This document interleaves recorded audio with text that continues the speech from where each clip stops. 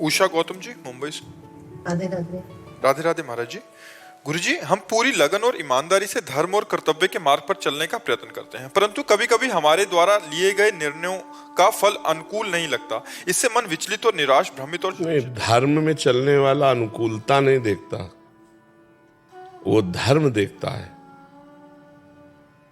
ये मेरा धर्म है करना, बस मुझे करना है, इसके परिणाम में प्रतिकूलता मिलेगी या अनुकूलता, इसकी परवाह नहीं होती। जो अनुकूलता की परवाह करता है वो धर्म में नहीं चल सकता, और जो अनुकूलता प्रतिकूलता की परवाह नहीं करता वही धर्मात्मा होता है। देखो, धर्म में चलने के कारण महाराज युधिष्ठिर को 12 वर्ष का वनवास, 1 वर्ष का अज्ञातवास सहना पड़ा। अधर्म में जो चल रहे थे वो बड़े फूले फूले घूम रहे थे, दुर्योधन आदि, लेकिन अंततो गत्वा युधिष्ठिर महाराज जी की जय हुई और दुर्योधन परास्त हुआ, मारा गया। तो जो धार्मिक पुरुष हैं वो सुख दुख की परवाह नहीं करते। अगर सुख की परवाह करोगे तो धर्म का पालन नहीं कर पाओगे, धर्म का पालन करोगे तो सुख दुख की परवाह को त्यागना पड़ेगा। हमने धर्म के अनुसार कार्य किया, अब चाहे संसार निंदा करे, चाहे सब विरोधी हो जाए, सब अनुकूल चले, तो फिर धर्म को नहीं देख पाओगे, क्योंकि सबको देख रहे हो। अगर धर्म को देखोगे तो सबको देखना नहीं होगा। मैं धर्म से चल रहा हूं, सबका मंगल होगा, सबका कल्याण होगा, अब वो नहीं समझ पा रहा है, वो हमारा विरोध कर रहा है या हमारे प्रतिकूल चल रहा है, उसका स्वभाव। मैं डिगने वाला नहीं अपने धर्म से, ऐसे चलना चाहिए। धर्म कभी अनुकूलता की मांग नहीं करता, धर्म धर्म की ही मांग करता है कि जीवन भर मैं धर्म से चलूं, चाहे जितना दुख पाऊं, मुझे इसकी कोई परवाह नहीं। किसका प्रश्न था, तो समझ पा रहे आप जी। आदित्य कुलकर्णी जी, महाराष्ट्र से। राधे राधे महाराज जी। राधे राधे महाराज जी, आपके चरणों में कोटि कोटि प्रणाम। महाराज जी, आप जैसे कहते हैं अहंकार विमूढ़ आत्मा, ये वाला श्लोक में, तो इसमें महाराज जी जीवात्मा के अहम में और अहम ब्रह्मास्मि के अहम में क्या भेद है? जिस मैं के आगे कुछ लगता है वो माया में अज्ञान जनित होता है, और जिस मैं के आगे कुछ नहीं लगता वो शुद्ध ब्रह्म होता है। कुछ भी मैं के आगे जो लगता है वो अहंकार है, वो जीव के बंधन का कारण है। और जिसमें कुछ नहीं लगा है शुद्ध मैं, वो ब्रह्म में है। वो अहम जो है वो ब्रह्म में, जिसके आगे कुछ नहीं लगा। तो अहम ब्रह्मास्मि, अहम ही ब्रह्म है, तो ब्रह्म तो सब में है, पर वो ब्रह्म फंस गया धनवान बन के, कुलवान बन करके, रूपवान बन करके, शरीरधारी होकर। अब उसको इससे मुक्त होना है, तो ये सब छोड़ना पड़ेगा। विमूढ़ता, अज्ञान, अज्ञान के कारण वो ऐसा मानता है कि मैं धनवान हूं, मैं कुलवान हूं। कुछ नहीं है, मरा तो कुछ है क्या, सब यही रह गया। वो ब्रह्म फिर निकल गया, फिर जो उसने कामना की उसके अनुसार फिर उसे नया जन्म मिला, फिर वहां अभिमान कर लिया। ऐसे भटकते भटकते अनंत जन्म व्यतीत हो गए हमारे। अब हमें मानव जन्म फिर मिला है कि हम अपना कल्याण कर लें, अपना मंगल कर लें। तो हमको मैं के आगे जो जो भी है वो सब हटाना, डिलीट करना है। अब जब ये लग जाता है मैं भगवान का भक्त, तो परम पवित्र है, क्योंकि भगवान से जुड़ गया ना। जो माया से जुड़ करके मैं है वो अपवित्र है, जो भगवान से जुड़ करके है वो परम पवित्र है। अब भगवान से जुड़कर, जैसे मैं भगवान का दास हूँ, मैं भगवान का सखा हूँ, मैं भगवान का जो भी भाव करता है वो सब पवित्र है, जो कि भगवान से जुड़कर। और जो माया से जुड़कर है वो अपवित्र अहंकार है, वो बांधने वाला है, वो त्याज्य है, उसका त्याग करना चाहिए जी। उमेश प्रताप सिंह जी, बस्ती से। राधे राधे। महाराज जी, आपके चरणों में चरण स्पर्श। महाराज जी, अपने इष्ट देव की पहचान कैसे करें? कई देवी देवता हैं, जैसे भगवान राम जी, कृष्ण। पहले गुरु की पहचान करो, पहले गुरुदेव। गुरुदेव जो नाम रूप देते हैं वो हमारा इष्ट होता है। अपने आप से चयन करने से सिद्धि प्राप्त नहीं होती, गुरुदेव प्रदत्त। हमने गुरुदेव का वर्ण किया, उन्होंने हमें राम रूप दिया, श्याम रूप दिया, शिव रूप दिया, जो रूप दिया बस उसी में अपने मन को लगा लेते हैं। इसीलिए गुरुदेव भगवान की महिमा है। बिना गुरुदेव के भवसागर से तरा नहीं जा सकता। चाहे शिव बिरंच सम होई, गुरु बिन भव निधि तरे न कोई। तो हम पहले गुरुदेव की खोज करें और गुरुदेव मिले, फिर हम गुरुदेव जो बतावें नाम, जो रूप, जो लीला, जो उपासना, उसके अनुसार चलें। तो हम परिपक्व साधक कहलाएंगे। गुरु प्रदत्त उपासना ही सिद्धि प्रदान करती है। गुरु प्रदत्त इष्ट ही साक्षात्कार की योग्यता प्रदान करता है। गुरु प्रदत्त नाम ही इष्ट का साक्षात्कार करवाता है। इसलिए ध्यान मूलम गुरु मूर्ति, पूजा मूलम गुरु पदम, मंत्र मूलम गुरु वाक्यम, मोक्ष मूलम गुरु कृपा। ये सब गुरुदेव के ऊपर है। नहीं तो आपने गुरुदेव का वर्ण किया।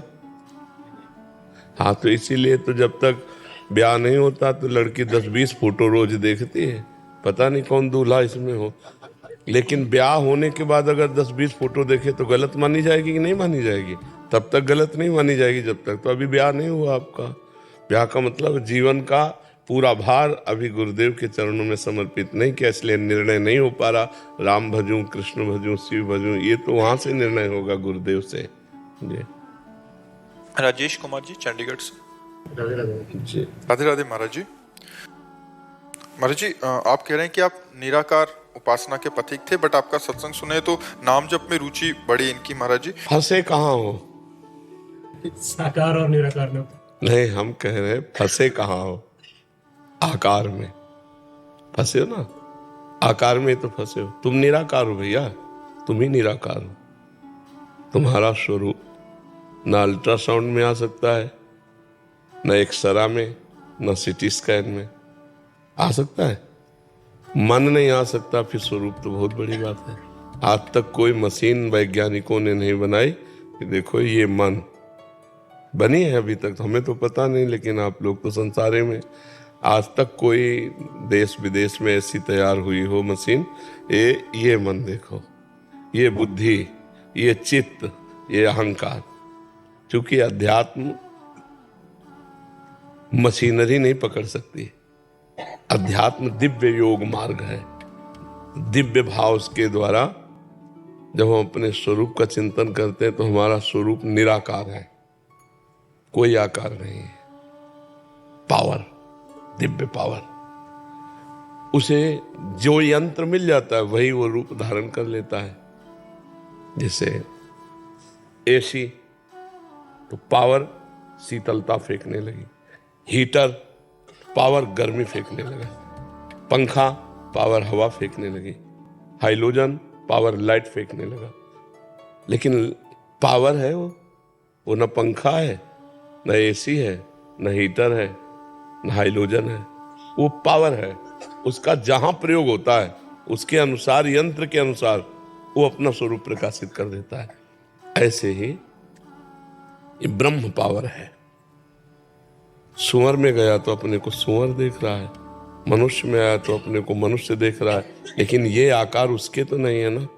ये बिजली का आकार थोड़ी है। बिजली जहां जाती है वैसे ही अपना स्वरूप प्रकाशित कर देती है यंत्र के अनुसार, लेकिन बिजली का कोई रूप नहीं है, वो एक पावर है। ऐसे ही ब्रह्म पावर है, भगवत पावर है जीव, उसका कोई रूप नहीं है। कहीं पढ़ा है आज तक कि जीव ऐसा है, काला है, गोरा है, लंबा है, चौड़ा है, छोटा है, बड़ा है? कोई रूप नहीं। आप भी निराकार हो, लेकिन फंस गए आकार में। तो जैसे कांटा लग जाए तो कांटे से कांटा निकाला जाता है, तलवार से कांटा थोड़ी निकाला जाएगा, या हवा से कांटा नहीं निकलेगा। वो कांटे जैसी आकृति वाले यंत्र से ही कांटा निकलेगा। तो हम आकृति से फंसे हैं, आकार में फंसे हैं, तो हम आकार से ही मुक्त हो गए। हमारा स्वरूप तो निराकार है ही है। और भगवान का मानो चाहे साकार चाहे निराकार, पहले अपने स्वरूप को देख ले। निराकार होते हुए भी तुम आकार में फंस गए, तो अब आकार से ही निराकार की तरफ लौटो। भगवान के नाम का जप, भगवान के रूप की आराधना, तो ये आकार ये वाला भूल जाओ, जो शरीर आकार है इसको भूल जाओ। और वो आकार सच्चिदानंद में है, तो उस आकार में तन्मय होते ही संसार का चिंतन छूटा, तो असलियत जो भी हमारे भाव हुए, साकार या निराकार, वो हमारे सामने प्रकाशित हो जाते हैं। समझ पा रहे आप? तो खूब नाम जप करो, हमारी बात मान लो, इस चक्कर में ना फंसो। आप जी नाम जप कौन सा? अब हमसे पूछोगे तो हम तो राधा नाम के आशिक हैं, हम तो कहेंगे हाँ तो शिव शिव जपो, सांब सदा शिव जपो, ठीक है। सांब सदाशिव सांब सदाशिव ऐसा जपो। और भागवत गीता इन शास्त्रों का स्वाध्याय करते रहो, तो बुद्धि पवित्र होकर ज्ञानार्जन होगा ना, तो आप सतमार्ग में आगे बढ़ जाओगे। पाप आचरण से बचो, अपवित्र भोजन से बचो, अपवित्र वार्ता, अपवित्र विचार, इनसे बचो। यदि भगवान को प्राप्त करना है तो कम सोना, कम बोलना, कम खाना, ये 3 चीजें अपने संयम में कर ले। वाणी को संयम में कर ले, कम बोले, मौन आश्रय रखे, जब बोले तो उचित बोले। और नींद 4 घंटे 5 घंटे पर्याप्त, समय सो के बर्बाद न करे। और भोजन 400 ग्राम अन्न में 24 घंटे मनुष्य स्वस्थ होकर जी सकता है, तो हम कह रहे हैं 1 किलो खा लो, 24 घंटे में 1 किलो भोजन ले लो। लेकिन ये नहीं कि चिड़िया की तरह चुगते रहो। अब आंतों को चाहे जितना फैला लो, आप 2 रोटी से काम चलाने लगो, आपका अभ्यास 2 रोटी में हो जाएगा। आप 6 रोटी, तो ये थैला है, इसे बढ़ाते चले जाओ चाहे जितना, और समेटते चले।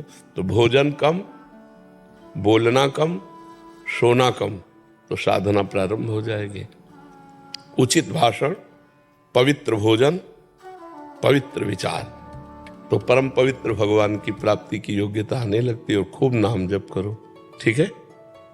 कैप्टन संजीव कुमार सारस्वत जी। जी महाराज जी, हम वृंदावन से बहुत दूर रहते हैं, हम दुबई में रहते हैं, तो महाराज जी हम लोग भक्ति में कैसे अग्रसर हों, कि हमें क्या करना चाहिए कि हमें वृंदावन में रहकर भी भक्ति नहीं हो सकती यदि भक्ति न करना चाहो तो।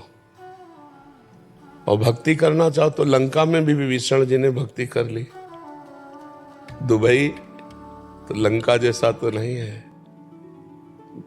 घोर निशाचरी लंका निश्चर निकर निवासा, यहाँ कहाँ सज्जन करवासा। तो हमें लगता है बहुत से भारतीय दुबई में भी वास करते हैं, और भक्ति के लिए कोई दुबई में प्रतिकूलता नहीं है। लेकिन लंका में तो भक्ति के लिए प्रतिकूलता थी। गर्दन उड़ा दी जाए अगर पता चल जाए रावण को कि ये भगवान का भक्त है। तो विभीषण जी ने जब वहां भक्ति कर ली, तो इसका मतलब कहीं भी भक्ति की जा सकती है। अच्छा, भक्ति एक हृदय का विषय है, भक्ति हृदय का भाव है। अब आप अंदर बैठे बैठे राधा राधा जप रहे, कौन जाने आपसे, है नहीं। और हृदय से आप व्याकुल हैं, भगवान मैं तो ऐसे देश में रहता हूँ जहाँ आपकी भक्ति का प्रकाश नहीं है। बड़े धन्य भाग हैं जो ब्रज में रहते हैं, जो अवध में रहते हैं, जो काशी में रहते हैं। प्रभु मेरी भक्ति कैसे बनेगी। तो ये दैन्यता और भगवान का स्मरण, ये आपको भक्तिवान बना देगा। महाराज जी घर बनाया तो हमने घर का नाम वृंदावन नाम रखा। हाँ ठीक है, बहुत सुंदर है। इन किन प्रकारेण भगवान की स्मृति हमारे अंदर आनी चाहिए। घर में ठाकुर जी विराजमान क्यों? हाँ, बहुत बहुत। माता जी भी सेवा करती हैं। हाँ, और बच्चे वगैरह सब हम लोग इस्कॉन से जुड़े हुए हैं महाराज। हाँ ठीक है, खूब नाम जप करो और राधा कृष्ण की सेवा करो और भगवान के भाव में रहो। सकल भूमि गोपाल की आमे अटक कहा, कोई जगह ऐसी नहीं जहाँ हमारे भगवान ना हो। हरि व्यापक सर्वत्र समाना, समाना जैसे वृंदावन में है ऐसे दुबई में भी है। हरि व्यापक सर्वत्र समाना, प्रेम ते प्रगट होए मैं जाना। भगवान शंकर कह रहे हैं यदि प्रेम हृदय में जागृत हो जाए तो दुबई में मुरली मनोहर दिखाई देने लगेंगे। नहीं, वही है भगवान। और प्रेम ना हो तो वृंदावन में भी नहीं दिखाई देंगे। आप जाओ बिहारी जी से आंख लड़ाओ, राधा वल्लभ जी से आंख लड़ाओ, अगर प्रेम नहीं है तो आपको थोड़ा भी सुख नहीं मिलेगा। और प्रेम है तो सोचकर आपको आंसू आने लगेंगे, सोचकर आपका हृदय आनंदित होने लगेगा। तो प्रेम ते प्रगट होए मैं जाना। और प्रेम प्रगट होता है भजन से, और भजन होता है साधु संग से। भजन न होई संग बिन, भजन बिना नहीं प्रेम, छिनहु भजन न छाड़िए, धरिए या ध्रुव नेम। ये नियम ले लो कि एक क्षण भी भगवान का नाम नहीं भूलेंगे, तो दुबई में रहते हुए भी भगवत प्राप्ति हो जाएगी। ठीक है। और गंदे भोजन का त्याग, हाँ किसी भी तरह, जैसे गंदा भोजन का मतलब होता है आप मांस वगैरह तो खाते ही नहीं होंगे, लेकिन जो मांस खाते हैं उनके संग में हम गए और उन्होंने कहा हम तुम्हें खीर पूड़ी बना के पवाते हैं, तो उनके वो पात्र जिनमें मांस रांधा गया है, अगर उसमें खीर पूड़ी तो वो हम नहीं पा सकते हैं। नहीं प्रभु जी, मेरी माता जी इस बारे में, मैं नेवी में कैप्टन हूँ, तो मैं अगर यूरोप में भी या पूरी दुनिया में कहीं जाता हूँ तो माता जी मुझे घर का प्रसाद बना के देती है। हाँ ठीक है, पवित्र भोजन पाला चाहिए, ठीक है जी। आप क्या सीख प्रियंका गर्ग जी, गुरुग्राम से। श्री राधे महाराज जी। श्री राधे महाराज जी, आपके चरणों में कोटि कोटि प्रणाम। महाराज जी, ईश्वर की कृपा प्राप्त करने के लिए आसान व प्रभावी तरीका क्या है? नाम जप। भगवान की कृपा प्राप्त करने के लिए मन क्रम बचन छाण चतुराई, तो भजत कृपा करिहे रघुराई। मन और वचन और कर्म से छल कपट छोड़कर यदि भगवान का नाम जप किया जाए तो बहुत जल्दी कृपा हो जाएगी। अच्छा, नाम जप में पैसा भी नहीं लगता, हम 1 रुपए की बात नहीं इसमें नाम जप में करते। नाम जप में नहाने धोने की भी कोई बात नहीं, जो हो जहाँ हो जैसे हो जिस स्थिति में हो बस उसी स्थिति में राधा राधा राधा जपो। इसमें कोई पैसा नहीं, इससे सहज कोई कार्य है, कोई पैसा नहीं लगता, कोई मेहनत नहीं लगती, कोई जान नहीं पाएगा। अब अंदर अंदर हम राधा राधा जप रहे, कौन जान पाएगा? इसी से भगवान की प्रसन्नता होती है। मन वचन कर्म से चतुरता का त्याग करके, छल कपट का त्याग करके यदि हम भगवान का भजन करते हैं तो भगवान हम पर कृपा कर देते हैं। भजत कृपा करिहे रघुराई जी। महाराज जी, गृहस्थ में भी गृहस्थ में भी कभी भी हम नाम जप कर सकते हैं किसी भी परिस्थिति। भाई देखो, गृहस्थ विरक्त हमारे जीने का तरीका है, ये हमारे जीने का तरीका। हम कोई गृहस्थ विरक्त थोड़ी हैं, हम तो भगवान के अंश हैं। हमारे कर्म बन बिगड़ गए तो हम कोई स्त्री बन गए, कोई पुरुष बन गए, कोई गृहस्थ बन गए, कोई विरक्त बन गए, लेकिन है तो भगवान के अंश। तो भगवान का भजन करने में ना गृहस्थ बाधक है ना विरक्त साधक है। जो भजन में लगा वही भगवान का साधक है। गृहस्थ होकर यदि नाम जप कर रहा है, अच्छे आचरण कर रहा है तो संत ही है, वो संत लक्षणों से होता है। तो इसमें ये बाधक नहीं कि हम गृहस्थ हैं तो भगवान का नाम कैसे जप सकते हैं। जवान से नाम जपने में क्या गृहस्थी रोकती है? क्या गोपी जन गृहस्थ नहीं थी क्या? और उनसे बड़ा सन्यासी कौन था जो श्री कृष्ण के प्रेम में हर समय मतवाली होकर के घर को लीप रही हैं, धान कूट रही हैं, गाय दू रही हैं, दही मथ रही हैं, भगवान श्री कृष्ण के भाव में तन्मय। क्या पावन गृहस्थी है, क्या मंगलमय गृहस्थी है। तो ये गृहस्थ धर्म कोई बाधक थोड़ी है भगवान की प्राप्ति में। बाधक है जब भोगा शक्ति प्रबल बुद्धि है तो भी बाधक है, नहीं तो साधक ही है।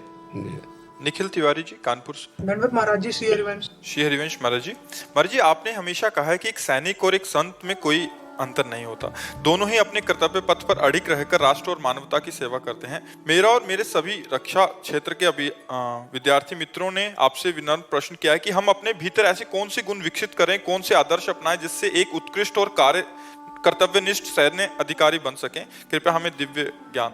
देखो, जब तक हम अध्यात्म में नहीं होते तब तक हमारी स्वार्थ बुद्धि नष्ट नहीं होती, और स्वार्थ बुद्धि कभी दिव्य नहीं होने देती।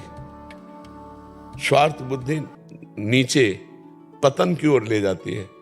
जब परहित भावना जागृत हो जाती है तब हमारे अंदर दिव्यता आने लगती है। हमारे अंदर जो विशेष शक्ति जागृत होती है वो दूसरों के हित की भावना से जागृत होती है, और दूसरों के हित की भावना अध्यात्म से आती है, और अध्यात्म भगवान के नाम जप और सत्संग से जागृत होता है। यदि हम नाम जप करें, चाहे जहाँ हो चाहे जैसे हो, और सत्संग सुने, तो मानो आपको रोज सत्संग में जाने का सौभाग्य प्राप्त नहीं है। आप अपनी ड्यूटी पे हैं, अपने कार्य प्रणाली पे हैं, तो मोबाइल से तो सुन सकते हैं। अगर आप रोज सत्संग सुनते हैं और रोज नाम जप करते हैं तो आप अध्यात्म को जागृत कर रहे हैं।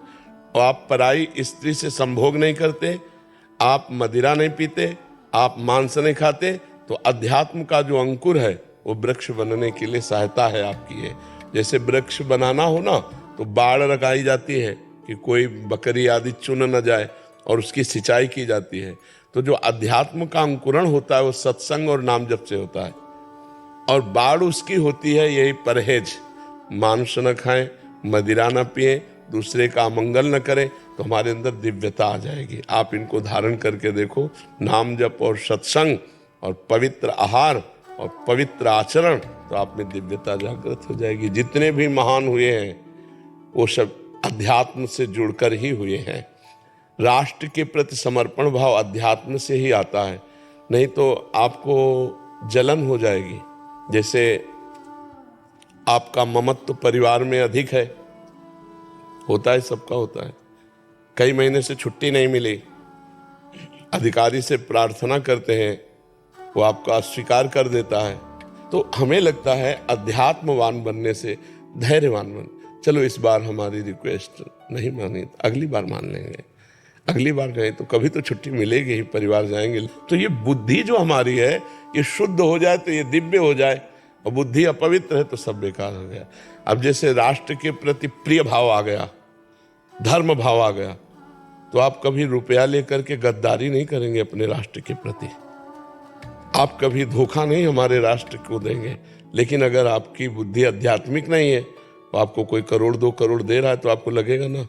तो परहित की भावना ये अध्यात्म से जागृत होती है, और अध्यात्म नाम जप और सत्संग से, और सत्संग और नाम जप हमारा बराबर चलता रहे। इसलिए हमें पराई स्त्री का संभोग, मदिरापान और मांस भक्षण इनका त्याग कर देना चाहिए। महाराज जी एक संशय, महाराज जी मेरे मित्र ब्रह्म ये भी आने वाले समय में फौज ज्वाइन करने वाले।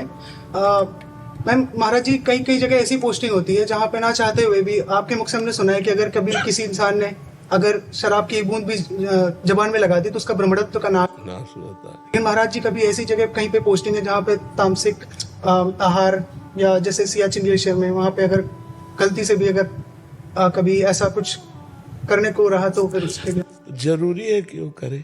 नहीं महाराज जी, ऐसा होता है तो संशय था। नहीं, उसको ना करे। भगवान में बहुत बल है बच्चा, हर गर्मी सर्दी बरसात सब कुछ सहने।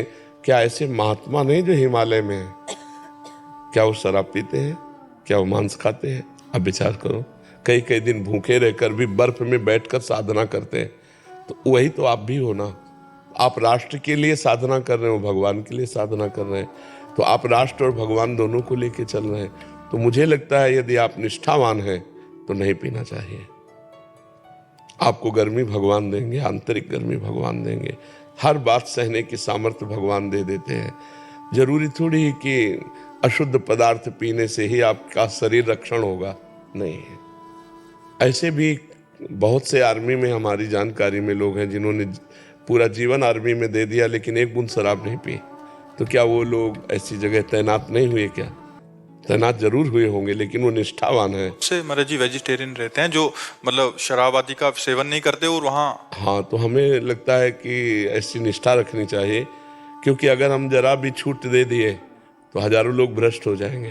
तो हमें लगता है कि ना को ही पकड़े रहे।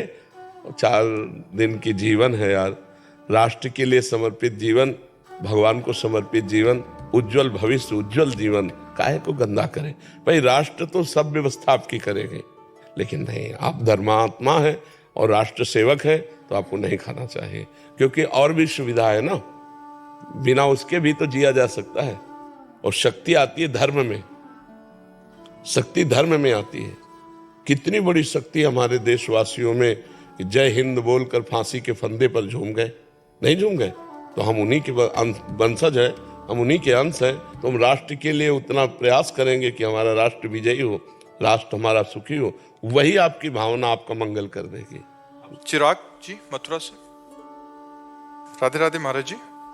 महाराज जी, नकारात्मक विचार मुझसे पाप करवा देते हैं महाराज जी, ऐसे विचारों को मैं कैसे दूर करूं महाराज जी? सत विचार, असत विचार, ये 2 बुद्धियां हमारे अंदर है, कुमति और सुमति।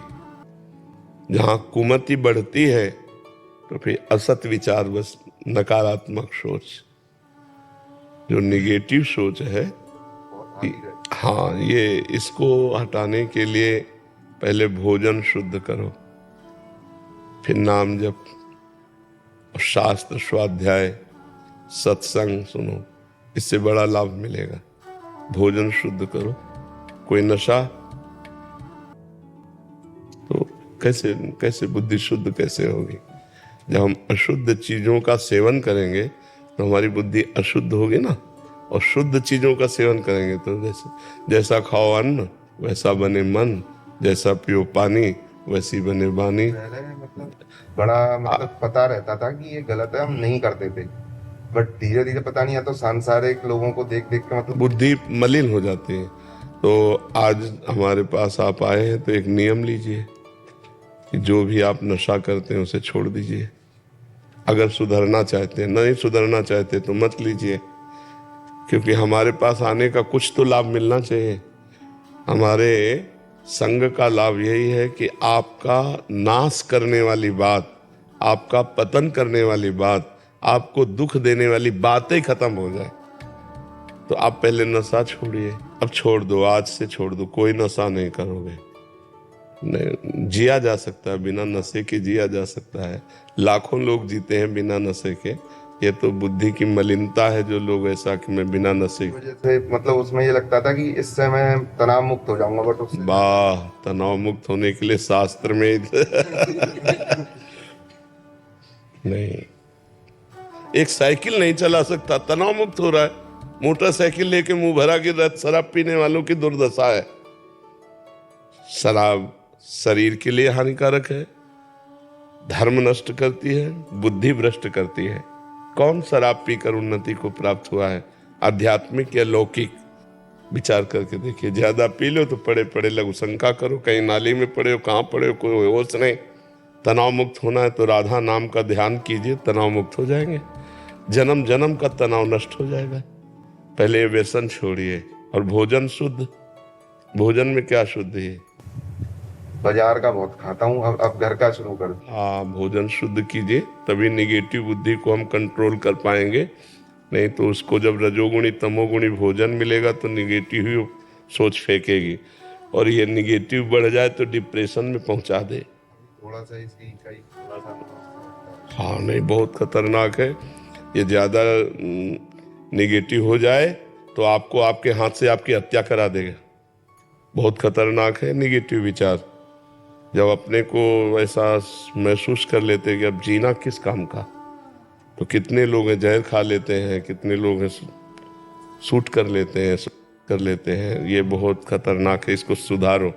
भोजन सुधारो, और नशा तो आज से करना मत, क्योंकि आप हमारे सामने नियम ले रहे हैं। अब अगर तोड़ा फिर कैसे? जहां से उठना है वहीं की बातें अगर छोड़ दी, वहां का नियम छोड़ दिया, तो फिर कहाँ उठोगे? मान लो गिरने के तो लाखों चांस है, लेकिन उठने के चांस कम मिलते हैं। ये भगवान ने आपको चांस दिया है, आप उठ जाइए। आप गलत मत कीजिए और नाम जप कीजिए। ठीक है।